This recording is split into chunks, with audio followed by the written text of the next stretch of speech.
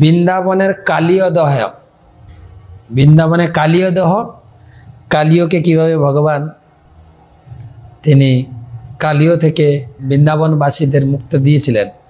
আর এখানে হচ্ছে নক্র মানে কুমির। তো কি হয়েছে, একবার গৌরাঙ্গ মহাপ্রভু কীর্তন করতে করতে গাদিগাছা গ্রামে গেছেন।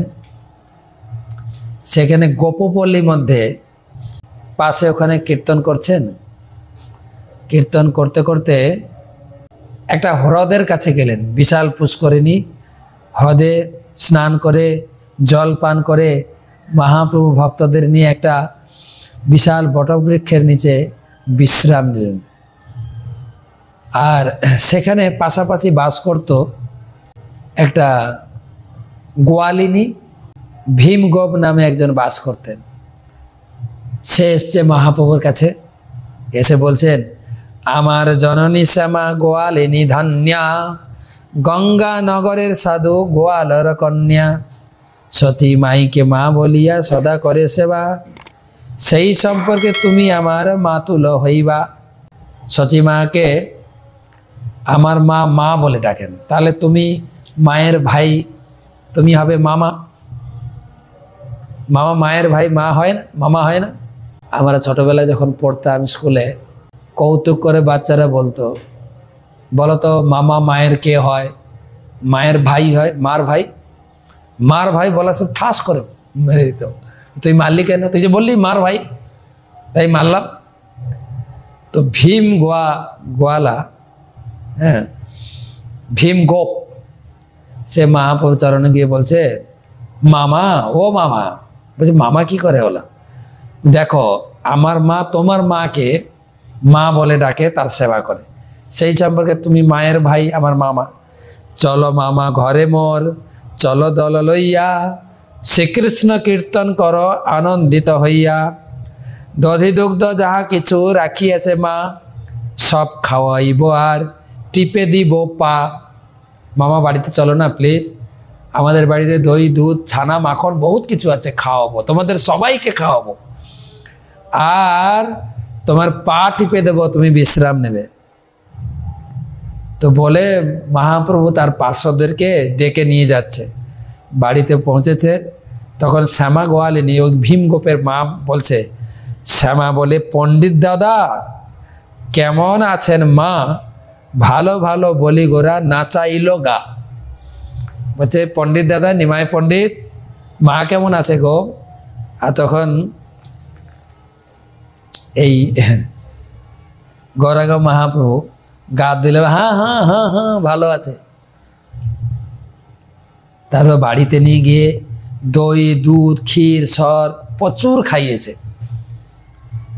তারপরে মহাপ্রভু ভক্তদের নিয়ে কীর্তন করতে করতে বেরিয়ে আসছেন। তখন গ্রামের লোকেরা, বিশেষ করে রামদাস মহাপ্রভুর কাছে নিবেদন করছে, নিমাই একটা কথা বলবো, এই যে পুকুরটা আছে, এই পুকুরের জল আমাদের গাই বাছুর কেউ খেতে পারে না। বলছে, কেন না? ওখানে একটা কুমির আছে, সে কুমিরের ভয়ে কেউ যায় না, তুমি দেখো তো এর জন্য কিছু করা যায় কিনা। নক্র এক ভয়ঙ্কর বেড়াই দেহর জলে, দহের জলে, জল না খাইয়া গাম্ভীর ডাকে হাম্বা বলে। তাহা শুনি গোরা করে শ্রীরাম সংকীর্তন, কীর্তনে আকৃষ্ট হইলেন নক্র। তখন ওর পাড়ে গাই বাছুর যায়, কিন্তু জল খেতে পারে না কুমিরের ভয়ে। তখন মহাপ্রভু জোরে কীর্তন করতে শুরু করলেন। অন্যান্যরা ভয় দেখাচ্ছে, এই তোমরা যে এখানে কীর্তন করো না, এখানে কীর্তন করলে কিন্তু মহা বিপদ হয়ে যাবে, কুমির এসে তোমার থেকে খেয়ে ফেলবে। আর মহাপ্রভু জোরে জোরে কীর্তন করতে শুরু করলেন, হরে কৃষ্ণ হরে কৃষ্ণ, জোরে জোরে নাচো, কৃষ্ণ কৃষ্ণ হরে হরে, হরে রাম রাম রাম হরে হরে। জোরে জোরে কীর্তন শুরু করেছে। আর কীর্তন শুনে সেই কুমির জলে ভেসে উঠে গেছে, আর সবাই ভয় পেয়ে গেছে। আগে তো কানে শুনেছিল, এখন যেই দেখতে পেয়েছে ভয় সবার। মহাপ্রভু যায়, ভয় খেও না, সবাই কীর্তন করো। আমাদের গৌরাঙ্গ মহাপ্রভু অভয় চরণার বিন্দরে, অভয়, তার চরণে আশ্রয় গ্রহণ করলে জীবনটা অভয় হয়ে যায়। হরে কৃষ্ণ বলো, সঙ্গে চলো, মহাপ্রভু বলতে, হরে কীর্তন করো। আর সেই কুমিরটা ধীরে ধীরে ধীরে ধীরে ভক্তদের দিকে এগিয়ে আসছে, ভক্তদের দিকে এগিয়ে আসছে, আরো ভয় খেয়ে গেছে। তো এসে মহাপ্রভুর চরণ স্পর্শ করেই তার কুমির দেহ ছেড়ে একটা সুন্দর দেব শিশু হয়ে গেল, জ্যোতির্ময় দেব শিশু।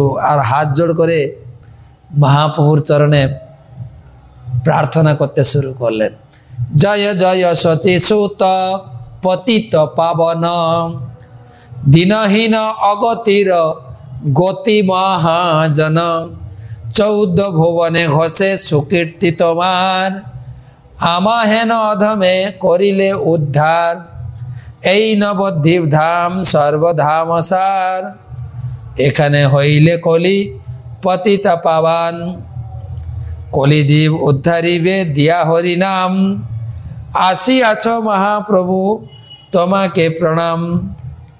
মহাপ্রভু চরণে পতিত হয়ে কান্না করে করে সে গুণকীর্তন করছেন।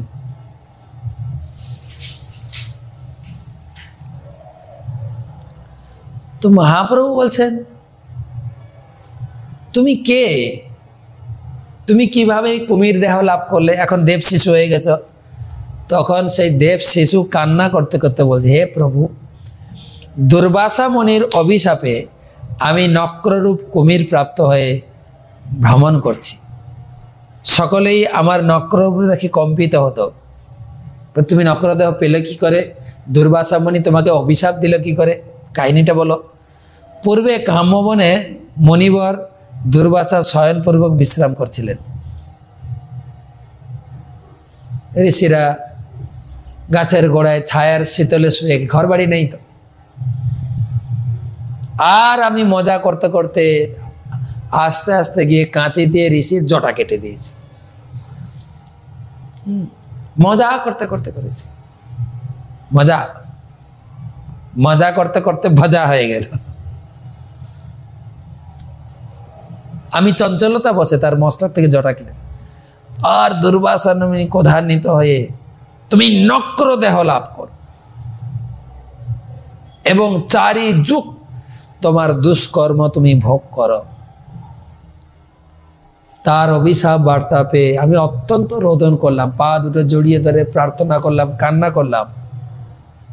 আমার প্রতি তিনি সদয়নে দয়া পরবশ হয়ে বললেন, হ্যাঁ, কলিযুগে প্রারম্ভে স্বয়ং শ্রীকৃষ্ণ গৌরাঙ্গ রূপ ধারণ করে সেখানে বিরাজ করবেন, নবদ্বীপ ধামে আবির্ভূত হবেন। আর নগর সংকীর্তন করতে করতে তার দিব্য দেহ স্পর্শ পেলে তোমার পরম গতি লাভ হবে। আর সেই দুর্বাসা মুনির কৃপা আশীর্বাদে আমি আপনার দর্শন পেয়েছি, স্পর্শ পেয়েছি, আপনার মুখের শ্রী বাক্য শ্রবণ করেছি, হরিনাম সংকীর্তন শ্রবণ করেছি। তখন মহাপ্রভু আশীর্বাদ নিয়ে সে দেব শিশু দেবলোকে চলে গেলেন।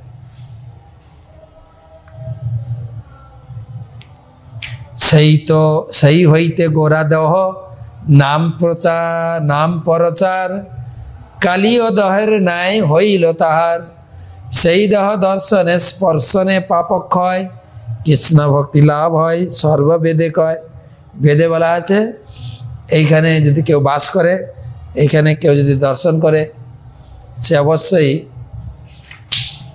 কৃষ্ণ ভক্তি লাভ করবেন, সর্বপাপ মুক্ত হয়ে সে ভগবত ধামে ফিরে যাবে।